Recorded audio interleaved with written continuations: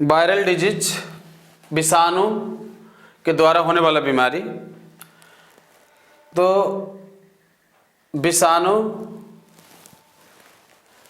Micro organism, सूक्ष्म कण है, मानिए तो सूक्ष्म कण है, लेकिन जो बड़ा भी जीव नहीं किया ये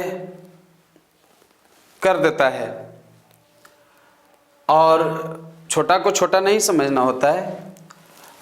रोग और दुश्मन कभी छोटा नहीं हुए हैं, जब लग गया ना तो उजाड़ देगा। इसलिए रोग को घातक समझिए और दुश्मन से सचेत रहिए। और कोई भी बीमारी हो तो उसको चेकअप जरूर करवाइए, न घातक हो जाता है। इसमें हम बता रहे हैं विषाणु के बारे में। विषाणु ही ऐसा कारक है जिसके द्वारा बीमारी होती है ना, तो मुश्किल हो जाता है बच पाना, किंतु पता नहीं चल पाता है। देखिए विषाणु का प्रकृति देखिए, ये आतंकवाद की तरह है। आतंकवाद कैसे एंट्री करेगा, देश में एंट्री करेगा, अपना संख्या को बढ़ाएगा, बरसों बरसों तक पता नहीं चल पाएगा कि हमारे देश में कोई आया भी है जो हमारे देश को खोखला बनाना चाहता है। ये शरीर भी ना पूरा राष्ट्र की तरह है, और शरीर का एक अंग ना और राज्य की तरह है। जिस प्रकार पूरा शरीर देश है, एक अंग राज्यों की तरह राज्य है, प्रांत है, क्षेत्र है। और जिस प्रकार देश आतंकवाद से तबाह है, उसी प्रकार से शरीर बीमारी से तबाह है।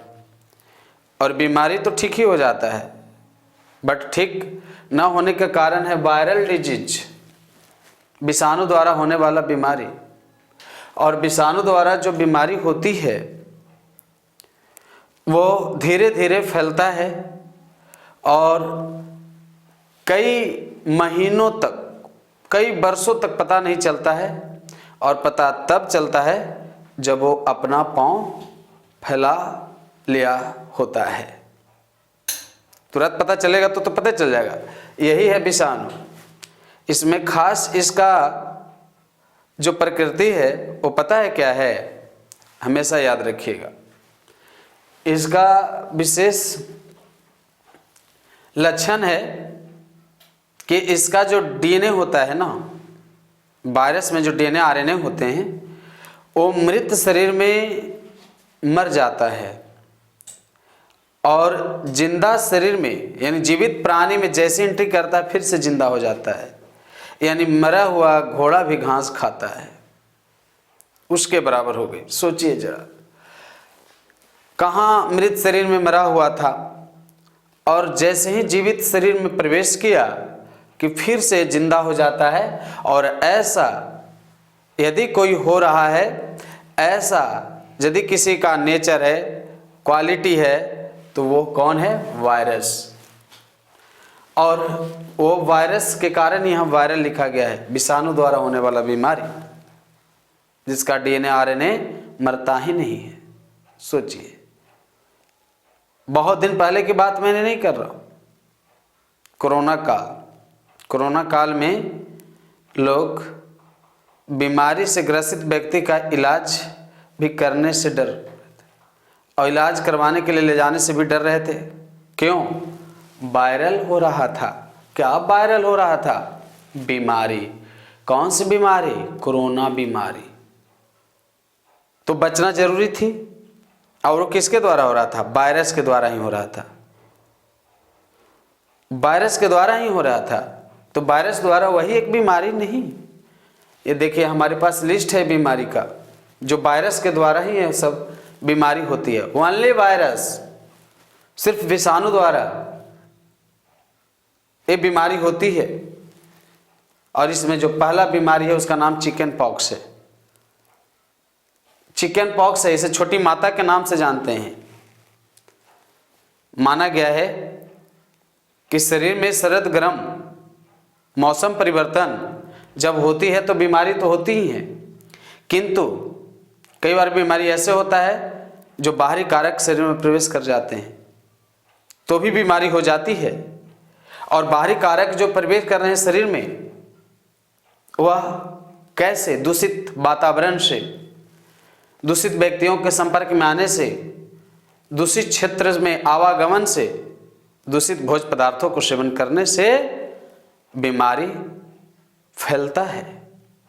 और ये जो चिकन पॉक्स है, जो छोटी माता के नाम से जानते हैं इसे, ये विषाणु द्वारा ही होने वाली बीमारी है।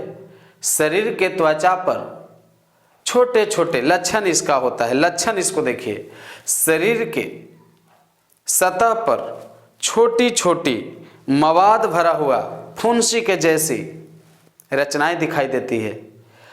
और उसका एक फुंसी फूट गई ना, परेशान हो जाइएगा।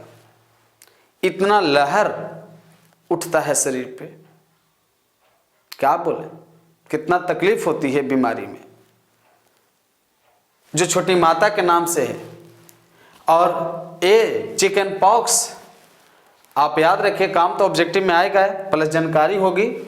वेरिसेला हर्पस वायरस जिस विषाणु के द्वारा होता है, उस विषाणु का नाम है वेरिसेला हर्पस वायरस, और इसके द्वारा होता है चिकन पॉक्स, जो शरीर पर छोटी छोटी फुंसी के रूप में रहता है। उसमें मवाद होता है, पंछा जैसा पदार्थ होता है, और जब फूटता है तो शरीर में फैलता है, लहर उठता है। साथ साथ पोलियो, ये देखिए पोलियो विकलांगता, भारत सरकार ने इसके लिए परियोजनाएं चलाई। और देखे होंगे पोलियो का कैंप लगा करके जिंदगी का 2 बूंद लिखा रहता है, दी जाती है। पोलियो वो भी वायरस से होता है, वह पोलियो वायरस से ही पोलियो होता है। कितना इस वायरस का नाम याद करना आसान हो जाएगा, सरल है, पोलियो और वायरस। पोलियो वायरस से होता है क्या? पोलियो। अब पोलियो वायरस ऐसे तो और भी है, पोलियोमा वायरस वगैरह भी है, मैं नाम नहीं लिया हूँ यहाँ। कैंसर वगैरह होता है तो स्पेशल हम उसके बारे में सब्जेक्टिव मोड में पढ़ा लेंगे, तैयार करेंगे आप लोग के लिए टॉपिक, टेंशन मत लीजिए। और पोलियो होता है, पोलियो वायरस के कारण होता है। इसमें क्या होती है, पोलियो वायरस जब एंट्री करता है तो हमारे जो वेन होते हैं ना, देखिए वेन जो दिखता है, सब वेन, इसमें ब्लड सप्लाई होता है। और क्या करता है, वेन के अंदर का जो रास्ता होता है ना, नली, जैसे गांव घर से नली निकलती है, और नली में जाकर के पुआल डाल दीजिए, ईंटा पत्थर भर दीजिए, क्या होगा? ब्लड का सप्लाई होगी। मैंने नली में ना, इसमें तो इसमें पुआल भराएगा, इसमें क्या भराएगा, इसमें फैट्स का कुछ अंश गिर जाएगा नली में, मांसपेशियां की दीवार, मांसपेशी जो दीवार होती है, दीवार नष्ट हो जाएगा, तो ब्लड का सप्लाई रुकेगी, और ब्लड का सप्लाई रुकेगी तो वो अंग काम करना स्लो कर देगा, और धीरे धीरे विकलांगता आ जाएगा। तो वेन को बर्बाद करता है, वेन माने नस को बर्बाद करता है। तो पोलियो जो वायरस है वो हमारे शरीर में ब्लड को ले चलकर पहुंचने वाले, ब्लड को लेकर चलने वाले रास्ता को क्या कर देता है, नष्ट कर देता है। जो चलने वाली रास्ता है वही रास्ता बंद हो जाती है, जिसके कारण ब्लड का सप्लाई रुक जाता है, और ब्लड का सप्लाई रुकने के कारण जो डिजीज उत्पन्न होती है, उस डिजीज को पोलियो कहते हैं। तो पोलियो एक प्रकार का बीमारी है, और वो पोलियो बीमारी पोलियो वायरस से होता है, और इसमें हमारे शरीर का वेन प्रभावित है, और वेन को प्रभावित हो जाने के कारण हमारे शरीर में ब्लड का सप्लाई रुकती है, और ब्लड का सप्लाई रुकने के कारण वह अंग काम करना बंद कर देता है। उसके बाद रेबीज बीमारी है, जो रेबडी वायरस से होता है, सब नाम पर ही आधारित है। रेबडी वायरस सुने होंगे, कुत्ते को काटने से, गिद्दड़ को काटने से, चमगादड़ को काटने से, बिल्ली को काटने से, जहाँ तक कि गाय वगैरह भी बताइए दांत पकड़ लेना तो रेबीज बीमारी होती है। लोग जानते हैं कि सिर्फ कुत्ता को काटने से होता है, नहीं, ये बीमारी सिर्फ कुत्ता को ही काटने से नहीं होता, यही तो भ्रम है। ये जब रेबडी वायरस को पता लगाया गया था तो लुई पास्चर ने पता लगाया था ना, फ्रांसिस वैज्ञानिक, तो लुई पास्चर रेबीज बीमारी को पता लगाए थे कुत्ता को काटने से नहीं। कुत्ता इतना आजकल हो गया है संख्या में कि लोग कुत्ता के बारे में फटाक से कुत्ता के बारे में अनुमान लगा लेते हैं, तो वो नहीं। यहाँ पर ये जो रेबीज बीमारी होती है ना, वो रेबीज बीमारी फिर से याद रखिएगा, कुत्ता, बिल्ली, चमगादड़, गीदड़, गाय, खरगोश, इन तमाम जीवों को काटने से होता है। कौन बीमारी? रेबीज बीमारी होता है।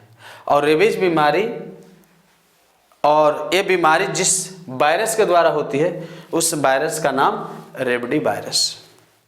पालिए कुत्ता, बचना है तो उसको एंटी रेबीज का टीका लगा के पालिए। आजकल तो फरमाइश हो गया है कुत्ता पालने का, बनावटी कुत्ता पालते हैं। बनावटी ने कहेगा तो क्या कहेगा, बिलायती कहेगा तो बनावटी है ना। जो दरवाजा पर न रहे घर में रहे कुत्ता है, वो बनावटी कुत्ता है। और इसमें ज़्यादातर परंपरा को भूल कर रखने वाले कुत्ते को होते हैं। गाय न रखेंगे बल्कि कुत्ता रखेंगे, कुत्ता को कार पर घुमाएंगे, कुत्ता को साथ में लेकर के बैठेंगे, घर में रखेंगे। रखिए, वो तो बाहर की कुत्ता होती है, कितनों फ्रेश रखेगा लेकिन है तो कुत्ता, मगर उन्हीं को लोग एडवांस समझते हैं।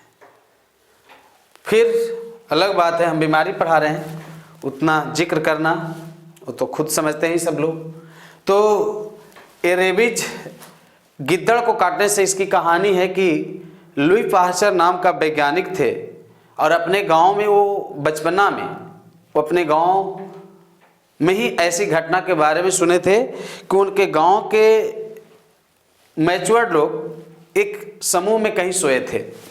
कहानी इसकी क्या है कि रेबीज बीमारी उत्पन्न हुई इसके बारे में कि गांव में वे लोग विश्राम कर रहे थे, रात्रि का समय था, और एक पागल भेड़िया ने आया और उन 5-6 की संख्या में जो थे उन्हें काट करके भाग गया।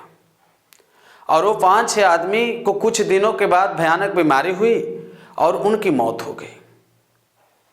तब ये छोटा थे लुई पाश्चर, लेकिन इतना उनको होश था कि ऐसा हुआ क्यों। तो इस घटना के बारे में, इसके संबंध में उन्होंने प्रयास करने लगे जानने के लिए कि आखिर ये बीमारी हुआ क्यों। तो जब उन्होंने पढ़े लिखे, जब उस पर काम किया, अपने गांव वाले के कुत्ते को काटने पर, कुत्ते बोल रहा हूँ, भेड़ियों को काटे जाने पर, जैसे गिद्दड़ या भेड़िया जो भी आया विवरण में, लेकिन कुत्ता का विवरण नहीं है, भेड़िया या गिद्दड़ का विवरण है। तो उस पर जब इन्होंने सर्च किए, जब बड़ा हो गए तो पता किए कि उनकी लार में, इन जानवरों के लार में रेबडी वायरस होती है, और वही रेबडी वायरस व्यक्तियों के शरीर में ब्लड के साथ एंट्री कर जाता है, और एंट्री कर जाने के बाद ब्लड में आते ही अपनी संख्या को गुणोत्तर वृद्धि करता है और ब्लड के हेमोग्लोबिन को बर्बाद करता है, और उनको हेमोग्लोबिन टूट जाने के कारण उनमें भयानक परिस्थितियां आ जाती है, दुर्लभ कंडीशन बन जाता है, और वही दुर्लभ कंडीशन का नाम रेबीज है। बात समझ में आई होगी। उसी का नाम है क्या? रेबीज। तो रेबीज एक प्रकार का बीमारी है जो रेबडी वायरस से होता है। रेबडी वायरस एक प्रकार का घातक रोग पैदा करता है जिसका नाम रेबीज है, और उन्होंने इस रेबीज रोग से बचने के लिए टीका का खोज निकाला। तो कई बार ऐसी होती है कि जो होता है अच्छा होता है, कहा गया जो होता है अच्छा होता है। तो कुत्ता, भेड़िया और चमगादड़ के काटने से रेबीज हुआ, और रेबीज रोग के टीका पर काम किया लुई पाश्चर ने, और लुई पाश्चर को श्रेय जाता है रेबीज रोग के टीका को खोजकर्ता में। और रेबीज रोग के टीके का खोज किसी ने किया है तो उनका नाम है लुई पाश्चर। क्या नाम है? Louis Pasteur. तो लुई पाश्चर ने ही क्या किया? लुई पाश्चर ने रेबीज रोग से बचने के लिए एक टीका का खोज किया। आगे है स्मॉल पॉक्स। ये चिकन पॉक्स, स्मॉल पॉक्स कहिए तो ये भी वेरियोला वायरस से होता है, और वेरियोला वायरस से होने वाला ये भी बीमारी है, और एडवर्ड जेनर का श्रेय जाता है। एडवर्ड जेनर ने ही इसका टीका खोजने का काम किए, स्मॉल पॉक्स का। इसके लिए इन्होंने गाय के मवाद से, जख्म होती है ना, उसी को रीन निकाले थे, उसमें पानी मिला करके व्यक्तियों को चढ़ा दिए थे। एडवर्ड जेनर अंग्रेज वैज्ञानिक थे और उन्होंने टीका का खोज किया, स्मॉल पॉक्स का। और स्मॉल पॉक्स टीके का खोज जिसने किया है उनका नाम है एडवर्ड जेनर। और एडवर्ड जेनर ने इसका टीका खोजा और इस बीमारी से बचने के लिए प्रबंध किया, उपाय किया। क्या चीज से खोजा? गाय के मवाद से। और गाय का मवाद उनके जख्म में था, गाय का खून उसके मवाद के रूप में बना और वही मवाद को लेकर पानी में मिलाए और पानी में मिला करके और प्रविष्ट करवा दिए। किसके अंदर? जिस व्यक्ति को था उसके अंदर, तो उसको ठीक हो गया। और एक ऐसे व्यक्ति को मिला करके कुछ दिन रखे और उसको जिसको था उसके पास ले गए तो उसको नहीं हुआ। तो इस पर रिसर्च कर ली एडवर्ड जेनर ने। और एडवर्ड जेनर ने इसका स्मॉल पॉक्स से लड़ने के लिए टीका का खोज किए। और इस तरह से एडवर्ड जेनर का श्रेय जाता है स्मॉल पॉक्स से लड़ने के लिए टीका का खोज करने का। और ऐसे भी हमारे देश में 1885 से लेकर 1920 तक हमारे देश के साथ साथ जितना भी बाहर का कंट्री थे सब लोग काम कर रहे थे और टीका का खोज होते गया और बीमारी से निदान पाते गए। 1920 ईस्वी तक लगभग सारा तरह का बीमारी से लड़ने के लिए टीका की खोज हो चुका था, लोग लग गए थे, एंटीबायोटिक खोजा गया, साथ साथ बहुत कुछ। तो एडवर्ड जेनर का श्रेय जाता है। ये सब स्पेशल भी टॉपिक है, ऐसे हम यहाँ पर वायरल डिजीज बता रहा हूँ इसलिए कुछ शॉर्ट में भी हूँ। और एड्स ये सब का डिटेल है, 3-3 4-4 क्लास होता है एक टॉपिक का सब्जेक्टिव मोड में। तो एड्स जिसका नाम है एक्वायर्ड इम्यूनो डिफिशियंसी सिंड्रोम और HIV से होता है, ह्यूमन इम्यून वायरस से होती है। ह्यूमन इम्यून वायरस से होने वाला बीमारी का नाम एड्स है। और ये बीमारी आई है विश्व भर में यदि अवलोकन की जाए तो अफ्रीका से इसका शुरुआत होती है विश्व स्तरीय, लेकिन इंडिया में चेन्नई से शुरुआत होती है। तो इंडिया में एड्स बीमारी का शुरुआत हुआ चेन्नई से, लेकिन विश्व के चित्र में आप देखिएगा तो अफ्रीका का श्रेय जाता है। और acquired immuno deficiency syndrome virus द्वारा होने वाला ऐसा बीमारी है, फैलता धीरे धीरे है लेकिन जानलेवा होता है। ये गारंटी इसका है कि जानलेवा होता है। एक्वायर्ड इम्यूनो डिफिशियंसी सिंड्रोम, उपार्जित प्रतिरक्षा न्यूनता सिंड्रोम, हिंदी में उपार्जित प्रतिरक्षा न्यूनतम सिंड्रोम। इसका जब सब्जेक्टिव मोड में बताएंगे तो डिटेल बताएंगे। और ह्यूमन इम्यून वायरस के नाम से यह बीमारी प्रसिद्ध है। और ह्यूमन इम्यून वायरस इस बीमारी का फैक्टर है। तो एड्स नाम का बीमारी का कोई फैक्टर है तो उसका नाम है HIV। तो HIV के द्वारा होता है एड्स। और इसमें बहुत सारा, इसमें RNA को पढ़िएगा, DNA को पढ़िएगा, बताऊंगा आगे। अगला है इन्फ्लुएंजा, जिसे फ्लू के नाम से जानते हैं। बुखार भी रहती है, नाकों से पानी भी चलती है। और ये स्वाइन फ्लू वगैरह का नाम से भी सुने होंगे। और ये ओथ्रोमाइक्सो वायरस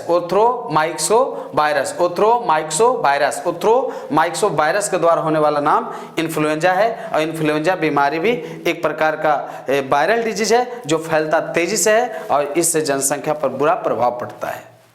तो ये भी इफेक्टेड बीमारी है।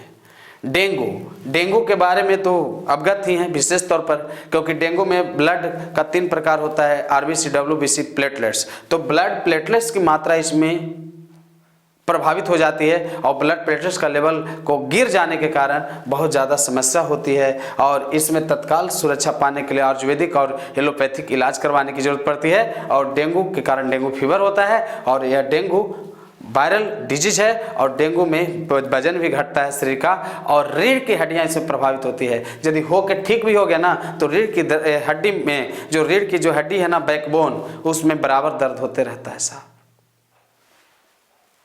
तो जो रीढ़ की हड्डी है उसमें बराबर दर्द होते रहता है डेंगू फीवर में, क्योंकि डेंगू फीवर डेंगू वायरस के द्वारा होने वाला बीमारी है। और ऐसे बीमारी से बचने के लिए तत्काल उपाय करना पड़ता है। और यदि कोई संक्रमित पर्सन है तो उसके संपर्क में आने से पहले कुछ इस तरह का एंटीबायोटिक दवा का सेवन कर लेना होता है, ताकि रोगी व्यक्ति से स्वस्थ व्यक्ति में बीमारी का संक्रमण न हो, और इस संक्रमण से बचने के लिए स्वयं सुरक्षित रहना अनिवार्य होता है। तब तक का इतना ही, आज का टॉपिक को ही रोकता हूँ। धन्यवाद।